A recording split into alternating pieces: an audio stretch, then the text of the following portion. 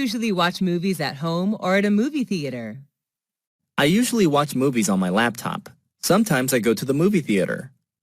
Is watching movies at the theater more interesting than watching movies at home? Yes, definitely, because you can watch vivid images on a large screen with lively sound effects. How often do you go to the movie theater? I often go to the movie theater every weekend. What's your favorite type of movie? What movie of that type do you like? My favorite type is comedy because whenever I watch one, I feel like there are no more worries in the world. I love the Mr. Bean movie series. Was that movie adapted from a book? No, the story is derived from funny situations in real life. Who are the actors or actresses in the movie?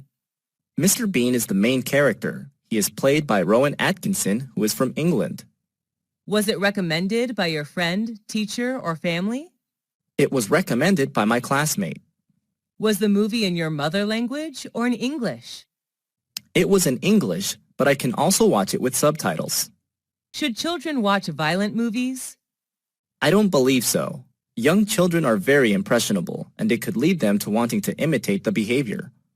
What's the most important factor of a great movie? I believe that plot and actors are among the factors which decide the success of a movie.